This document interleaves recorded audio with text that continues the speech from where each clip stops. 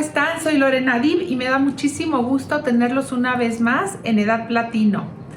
Y hoy que estamos en octubre y que es el mes de la concientización sobre el cáncer de mama, tengo como invitadaza a una gran doctora. Ella es Claudia Dib, es ginecobstetra y además tiene maestría y doctorado en bioética.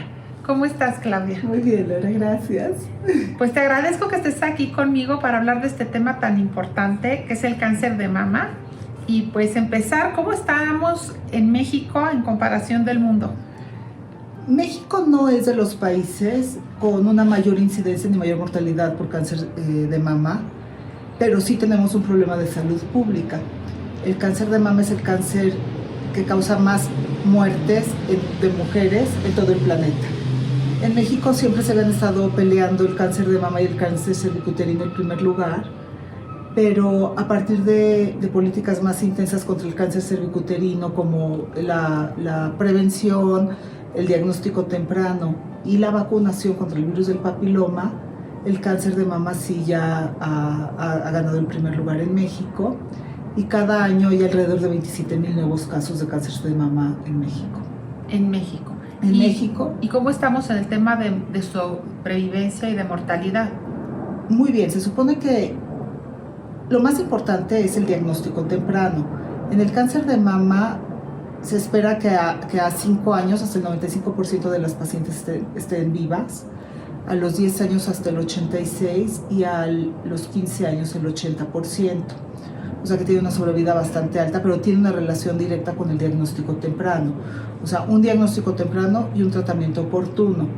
Entonces, por eso está el que se hagan estas campañas de concientizar a la gente de la autoexploración y de la mastografía en el grupo de edad en que se la tienen que empezar a hacer es muy importante. ¿A qué edad hay que empezarnos a hacer una mastografía? Y a ultrasonido, ¿no? También de mama. La norma oficial mexicana, la 041, dice que la autoexploración la debemos de empezar a hacer a los 20 años. Y la exploración ya con un médico, una revisión médica, a partir de los 25, y la mastografía en México está indicada desde los 40 hasta los 70 años, cada 2 años.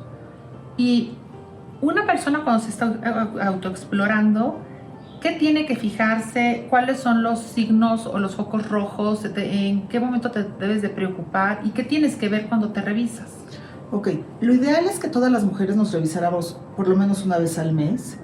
Siempre se recomienda después de la menstruación, o sea, durante los días antes de la menstruación y durante la menstruación las mamas pueden crecer de tamaño, no es el mejor momento para revisarlas, pero después de la menstruación, acostumbrarnos primero a verlas en el espejo, o sea, tener la costumbre de verlas en el espejo y tratar de identificar su forma, si son simétricas, si no son simétricas, reconocer si una es más grande que otra, las características del pezón, de la areola, la coloración de la piel, las características de la piel. Después tocarla en diferentes posiciones, o sea, tocarla con los brazos abajo, revisarla bien. Siempre se sugiere, como si fueran manecillas del reloj, movimientos del exterior al interior o del interior al exterior, todos los cuadrantes de la mama. Y a veces se les recomienda, se puede hacer en la regadera porque fluye, se desliza más fácil la mano. O con la crema. O con la crema, pero hacer una buena revisión de las dos mamas y además con los brazos levantados. Ok, no solo es verlo, luego revisión de todos los cuadrantes de la mama, hacer una buena palpación y después con los brazos levantados y extender la exploración hacia la axila. Hacia la axila. Y si una persona se ve algo raro, pues correr al doctor, ¿no? Porque sí. Me estabas platicando que de que una persona se detecta algo extraño, una bolita, cualquier cambio, pasan y de que empieza el tratamiento llegan a pasar hasta 7 meses. En México es muy interesante porque el cáncer de mama en pacientes jóvenes, considerando pacientes jóvenes menores de 40 años, es más alto que el resto del mundo. O sea, en el resto del planeta, más o menos el 7% tenemos una población de un 7% de mujeres menores de 40 años con cáncer de mama, y en México puede llegar hasta un 15%. ¿Por qué? Hay muchos hábitos que podemos modificar. En México, por ejemplo, hay factores, en cáncer de mama hay factores modificables y no modificables. Los modificables son, por ejemplo, la obesidad. O sea, la obesidad tiene una relación directa con cáncer de mama, sobre todo en pacientes posmenopáusicas. Después de la menopausia, las mujeres tendemos a aumentar de peso. Okay. Si solo pudiéramos hacer una sola cosa para prevenir cáncer de mama, es bajar de peso. O sea, hay tablas de cuánto aumenta tu riesgo de cáncer de mama de acuerdo a cuántos kilos tienes de más. Okay. O sea, sí es un factor de riesgo. No se ha visto todavía en mujeres jóvenes premenopáusicas la relación del peso, pero también vale la pena bajarlo. El tabaquismo es un factor de riesgo modificable. Se sabe que, por ejemplo, mientras más temprano empiezan a fumar, por ejemplo en México, que es muy frecuente durante la etapa de la adolescencia, su riesgo de cáncer de mama también aumenta. Okay. Entonces el tabaquismo también deberíamos de prevenir que nuestras niñas jóvenes dejaran de fumar, que es algo muy difícil porque a final de cuentas las campañas para que agarren la adicción al tabaco empiezan en esa etapa, que es más fácil que se vuelvan adictas al tabaco que ya más grandes, que mujeres adultas. Y cada vez empiezan a edades más tempranas, con Sí, el alcohólico. Claro. Y el alcohol también. El alcohol también es un factor de riesgo para cáncer de mama. O sea, las mujeres que toman cierta cantidad de alcohol diariamente tienen un riesgo mayor de cáncer de mama que las que no toman alcohol. Otros factores modificables son, por ejemplo, factores que están haciendo que México tenga riesgo de cáncer de mama en algunas ciudades como países de primer mundo. O sea, hay diferentes, el cáncer de mama se presenta diferente en países de bajos y medianos ingresos y en los países ricos. Y aún en los países como México, nuestro riesgo de cáncer de mama varía dependiendo del estado, en los estados con un mayor ingreso que en estados más pobres. O sea, es mucho más frecuente el cáncer de mama, por ejemplo, en Nuevo León, en Jalisco, que en los estados como Oaxaca o Chiapas. ¿Pero por qué? ¿Por qué en los países industrializados? Vas haciendo hábitos, por ejemplo, desde tratamientos hormonales a métodos anticonceptivos hormonales. Si hay una relación, se ha visto una relación a mayor tiempo de tratamiento hormonal, ya sea método anticonceptivo o terapia hormonal de reemplazo, se ha relacionado con cáncer de mama. Y hábitos y comportamientos, por ejemplo, en etapa de reproductivos. O sea, una mujer que pospone su primer embarazo hasta después de los 35, 37 años va a tener un riesgo de cáncer de mama mayor que una mujer que se embaraza más jovencita. O sea, por ejemplo, ¿qué se sabe? Que una mujer que menstrua muy temprano y que deja de menstruar muy tarde en su vida tiene muchos más ciclos con niveles estrogénicos altos que van a aumentar su riesgo de cáncer de mama, que múltiples embarazos o embarazos más temprano que van cortando esos ciclos. Entonces, esos comportamientos que son como de países ricos son los que te aumentan nuestro riesgo de cáncer de mama. Y en general, en todo el planeta, ¿cuáles son los factores de riesgo para que una mujer tenga cáncer de mama? Primero, ser mujer. Ajá. Ser mujer. Hay que recordar que el cáncer de mama... También de nombres. ¿Ok? O sea, el tener un familiar, un hombre con cáncer de mama, es un foco rojo para toda la familia. Okay. Porque es un factor de riesgo muy importante para hombres y mujeres de esa misma familia. Okay. Siempre que hablamos de riesgo familiar, siempre es en línea directa, en primer grado. O sea, nuestra mamá, nuestra abuela, nuestras hermanas, nuestras hijas o nosotras mismas. El que yo haya tenido cáncer de mama en una mama aumenta mi riesgo de tener cáncer de mama en la otra mama. No es así de mi tía, la prima de mi prima, no. Es solo en línea directa. Okay. Esos son mis riesgos de cáncer de mama. Las tías no cuentan. No. Okay. No, solo cuenta mi mamá, mi abuela, mi hija, mis hermanas. Okay. Esos son los factores de riesgo importantes. Hasta el 70 al 80% de los cánceres de mama van a aparecer de primera vez. Sí. Hay otro porcentaje, como un 15%, que va a ser algún antecedente familiar.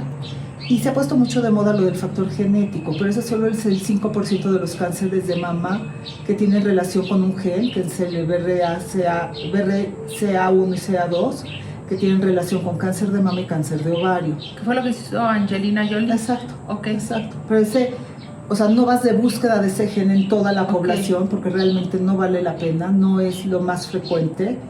Y lo más frecuente es tener nuestros antecedentes familiares para descartar hasta un 20% del riesgo del cáncer de mama y pensar que el 70 al 80% de los cánceres de mama aparecen de nuevo. Tener conciencia de cuáles son nuestros factores predisponentes, obesidad, tabaco, edad de gestación, de nuestras gestaciones, si hemos amamantado o no.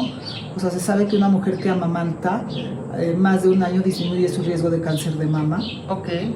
Y en México por eso a veces tenemos tantos factores determinantes. O sea, somos un país con una gran población en obesidad, con sedentarismo. O sea, se sabe que el hacer hasta 150 minutos de ejercicio aeróbico a la semana disminuye tu riesgo de cáncer de mama.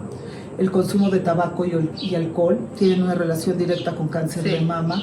Entonces son muchos factores que podríamos modificar.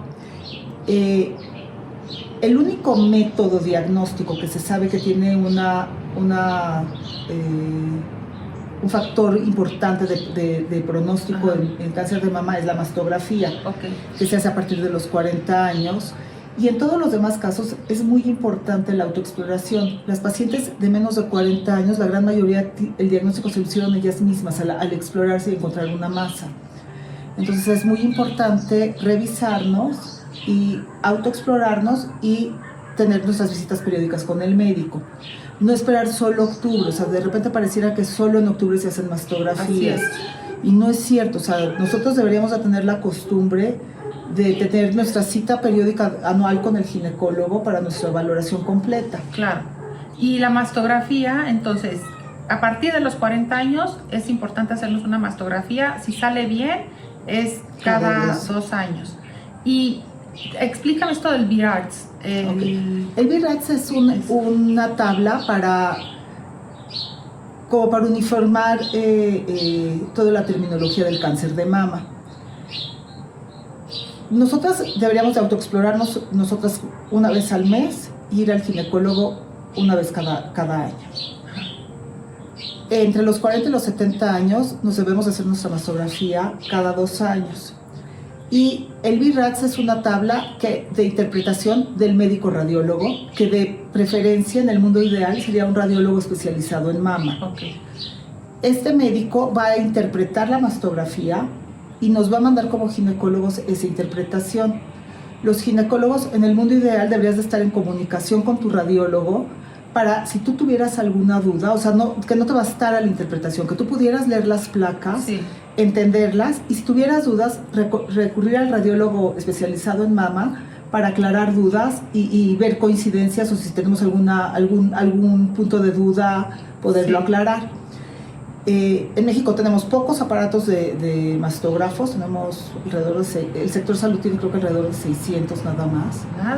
Y médicos radiólogos especializados en mama son muy pocos, son alrededor de 400. Eso es muy grave. En toda la República. Eso es muy grave porque si vemos toda la pirámide poblacional del INEGI, hay más de 35 millones de mujeres mayores de 35 años a las que tenemos que estar evaluando y revisando. Y que deberían de estarse haciendo su mastografía periódicamente. Se sabe, por ejemplo, que estas campañas de repente en octubre de mastógrafos en todas las plazas es muy delicado porque las pacientes no le dan seguimiento. O sea, hasta un 70% de las señoras que se fueron a hacer una mastografía ni siquiera pasaron por el resultado. Entonces, ¿de qué se trata la mastografía? Es un estudio de tamizaje. Quiere decir que hay 3 tipos de mastografía. La mastografía de tamizaje, que es la que vamos a buscar a todas las mujeres mayores de 40 años, se le debe de hacer una mastografía. Por cada 1000 mujeres que le hagas una mastografía, vas a encontrar de 4 a 6 casos de cáncer de mama. Entonces tendrías que hacerle a todas las mujeres esa mastografía. Hay una mastografía diagnóstica que esa ya va dirigida a pacientes que se encontraron algo. Y las de seguimiento, que es la mastografía en una paciente que tiene cáncer de mama y que le estás dando seguimiento periódicamente. El BIRADS, entonces, es la forma en que se comunica el radiólogo con el ginecólogo. Y tiene 7 resultados, es del 0 al 7. El BIRADS 0 es un estudio inconcluso, quiere decir que le falta. O sea, tienes que hacer más estudios. O sea, no quiere decir, me saqué 0, estoy re bien y regreso en 2 años. No quiere decir que regrésate con tu médico o desde que vuelva a hacer la mastografía con más posiciones hasta que haga un ultrasonido o una tomografía. El estudio de un BIRADS 0 es un estudio incompleto. El BIRATS 1 y el 2 son los estudios totalmente normales. Un BIRATS 1 es sin ningún tipo de hallazgo y el BIRATS 2, que es el que se encuentra en la mayoría de las pacientes, es un estudio en el que encuentras algunos cambios, pero son normales. Ok. Un BIRATS 3 es un estudio en el que encuentras algo que te llama la atención y que podrías tener hasta un 2% de riesgo de malignidad. Sí. Un BIRATS 3 tienes que repetir el estudio, o sea, tienes que hacer algo. Claro. O te repites el estudio. Si el estudio solo es lo que te llama la atención, solo está en una mama, Sí. lo repites a los 6 meses. Tienes que repetir la mastografía a los Sí. 6 meses. Si está en las 2 mamas, lo repites al año. O sea, habitualmente el cáncer de mama se presenta solo en una mama. Ok. Entonces, el BIRATS 3, repites el estudio a los 6 meses, o si es bilateral lo que encontraste al año, y repites el estudio. Y tienes que mandar a la paciente o a 2 o mandarla a 4. Ok. Un BIRATS 4 ya tienes un riesgo de malignidad que varía dependiendo del 2 hasta el 95%. Sí. O sea, se clasifica en 4 A, B, C. A es un riesgo bajo de malignidad, B es un riesgo moderado y C puede ser un riesgo hasta del 95%. Sí. Y está obligado el estudio histopatológico. Habitualmente se hace biopsia. Entonces ahí haces un estudio y ya tu estudio de 4 ya determinas cuál fue tu riesgo de malignidad y confirmas diagnósticos. O sea, en BIRATS 4 todavía no hay una certeza de que tienes algo malo. Tienes que hacer biopsia para descartar. Ahí tienes, okay. Un 4 es seguramente maligno, okay. Entre un 2 y 95% dependiendo de si es un 4A, un 4B o un 4C. ¿Y la malignidad ya en ese estadio ya es avanzada? No, por eso es lo importante, porque una mastografía te puede diagnosticar masas no palpables. O sea, okay. tú te revisaste y no la tocaste, okay. Pero la mastografía sí la vio. Sí. Entonces, si ya en esa mastografía, aunque la lesión sea muy pequeña, tú encuentras datos de malignidad, tienes que hacer biopsia y si se confirma que es un cáncer, ya estadificarlo. O sea, tienes que hacer otro tipo de estudios para ver si ese cáncer se está localizado, si se ha extendido, ponerle nombre y apellido al cáncer, o sea, ver qué tipo de célula es la que se encuentra. O sea, ya es todo un estudio mucho más completo, es un manejo oncológico, porque el tratamiento depende de toda esa clasificación. Yo tengo una duda, yo he sabido de gente que de repente, mujeres, ¿no?, que se tocan una bolita, van con el ginecólogo y el ginecólogo les dice que es de grasa, que no se preocupen. Yo creo que ante la duda siempre es importante ir con el oncólogo, porque también me ha pasado, o sea, he escuchado, ¿no?, de que la que le dijeron que no era importante, que no pasa nada, y a la hora de la hora sí había sido una bola maligna. ¿Qué se hace? O sea, ¿cómo determinas si es grasa? Algo muy importante, no? Lo de la clasificación de BIRATS, lo muy importante es tratar de evitar los falsos negativos, sí, pero también evitar la sobreexposición de la paciente. O sea, no puedes hacerle biopsia a todos. O sea, tampoco, o sea, no puedes ni sobrediagnosticar ni sobretratar, pero tampoco subdiagnosticar. Exacto. Entonces, la mastografía por eso debería de ser evaluada muy bien por un radiólogo especializado en mama y un ginecólogo que sabe de mama. Claro. ¿Okay? O sea, no solo es, o sea, la paciente llega, se encontró una bolita y tienes que verla. O sea, hay cosas que son importantes. Por ejemplo, si tú ves la mama, la mayoría de los cánceres son cuadrante superior y externo. O sea, tú podrías determinar si una bolita por la exploración tiene características de benignas, dependiendo de su localización, del tamaño, okay, del periodo del ciclo donde aparece, cosas así. Y si ya se hace mastografía, corroborando con mastografía las características de esa masa. ¿Quién trata el cáncer? ¿Quién trata el cáncer de mama y todos los cánceres? En el mundo ideal es un equipo multidisciplinario. Okay. O sea, el cáncer de mama, o sea, tú una vez que tienes el diagnóstico, debe de ser tratado por el oncólogo, por el cirujano y hasta por el cirujano plástico. Claro. Se sabe, por ejemplo, mientras más temprano encuentres el cáncer, menos invasiva y agresiva va a ser la cirugía. Okay.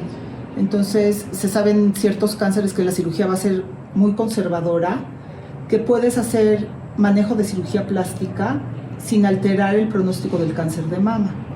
O sea, lo podrías hacer, excepto en cánceres más avanzados, porque, por ejemplo, la radioterapia sí puede afectar el resultado estético. O sea, ¿cuál es el tratamiento? ¿Te encuentran, a fuerzas te tienen que quitar la mama? Dependiendo de la clasificación del cáncer de mama. O sea, hay diferentes tipos de cirugía.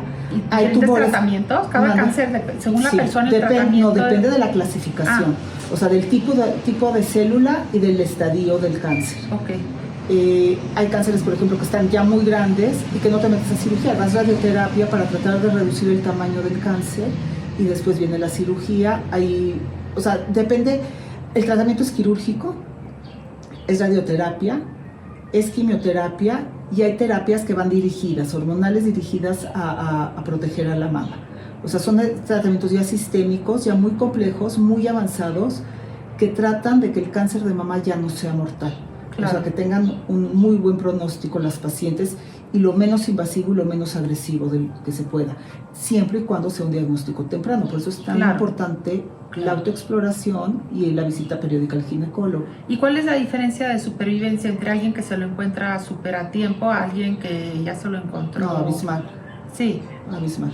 O sea, una etapa ya muy avanzada va a tener muy pocas posibilidades de sobrevida y el tratamiento va a ser mucho más agresivo. Y en cuanto a alguien se encuentra algo raro o sospechoso, o sea, no esperar tanto tiempo, es irte ya al doctor y ya, o sea, porque la verdad, ¿qué factor, o sea, el factor tiempo, qué tan importante es? O sea, 7 meses de que te lo diagnostican a que te empiezas a tratar. Algo muy importante ha sido, por ejemplo, la pandemia.